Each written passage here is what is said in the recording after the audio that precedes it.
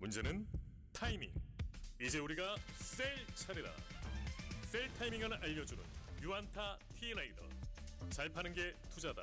유안타 증권.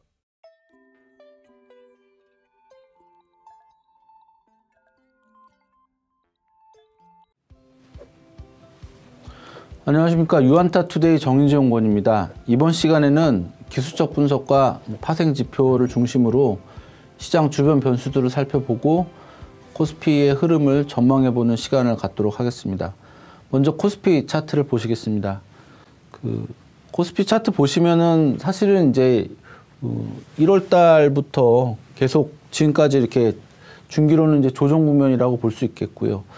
좀 긍정적인 면은 뭐냐 하면은 60일 이평선을 3월 달에는 좀 이탈을 했다가 최근에는 조정 과정에서 60일 이평선이 이렇게 지지가 돼줬습니다. 그래서 매수가 좀 강해지는 거 아닌가 이런 생각을 할 수는 있겠는데, 이제 그럼에도 불구하고 이전 고점 때 저항이 굉장히 이제 강한 상황이기 때문에 이 3,266포인트 돌파가 쉽지는 않을 거다 이런 생각이 듭니다. 뭐 어쨌건 뭐 모든 거 다 떠나서 간단히 말씀드리면 어쨌든 120일 이평선 위에 있기 때문에 주가는 어쨌든 장기 상승 국면이고요.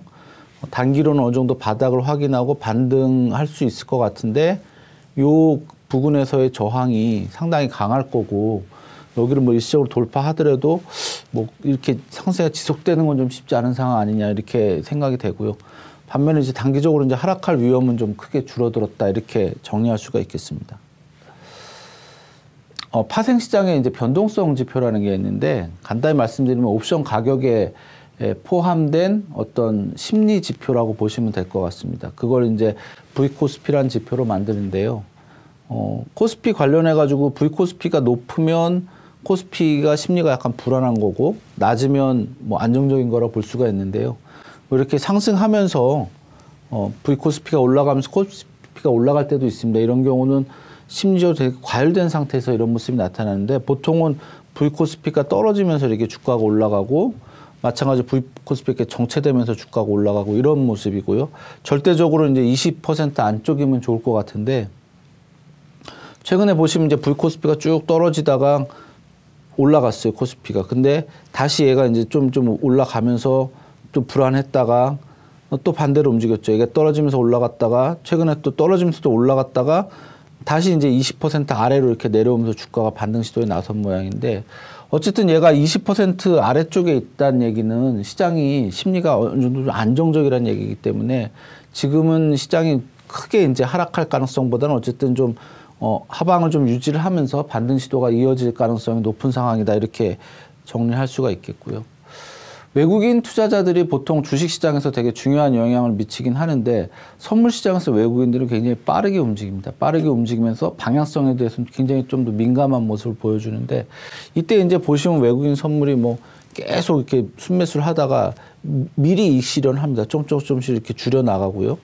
그러면서 사실은 계속 줄였어요. 그러다가 지금 그 3, 4월에는 순매도 정도까지도 갔었거든요. 그리고 지금 어쨌든 조금씩 올라가고 있는 상황입니다. 주가 수준도 비슷하게 움직이고 있고요. 그래서 지금 외국인들이 막 지난 뭐 작년 연말처럼 이렇게 강한 상승을 기대하고 있는 건 아닌데, 어쨌든 하락보다는 좀 조금이라도 상승할 가능성에 무게를 두고 있는 것 같고, 이럴 때는 시장은 좀 불규칙하게 오르락내리락 하면서 조금씩 이렇게 올라가는 모습을 보일 가능성이 좀 높은 상황이다라고 좀 지표 해설을 드릴 수가 있겠고요. 그 다음에 이제 미국 나스닥 종합지수도 보시면, 뭐 제가 누차 말씀드렸지만 이제 30일 이평선 이탈하면 중기 조정 시작된다라고 말씀드리는데, 이미 뭐 다 아시겠지만 등락을 반복을 하고 있습니다. 근데 지금 요 최근에 저점이 13,000 부근에서 나왔는데 121선은 살짝 이탈하긴 했지만 어쨌든 3월 저점보다는 좀 높은 수준에서 나왔고, 지난 주말에 강하게 올랐기 때문에 단기 바닥 어느 정도 확인된 모양입니다. 역시 뭐 전고점인 14,200 정도까지는 갈 수 있는 상황이다라고 보이는데, 또 여기 저항이 좀 만만치는 않을 것 같고요. 여기서 또 조정이 혹시 나온다면 또 조정이 좀 길어질 수도 있고, 그런 면에 있어서는 어쨌든 좀 단기적인 관점에서 봐야 되는 게 아닌가. 그리고 장기로는 여전히 뭐 121선이 올라오고 있기 때문에 상승 국면이긴 하지만 중기로는 조정 국면이다라고 말씀드릴 수 있겠고요.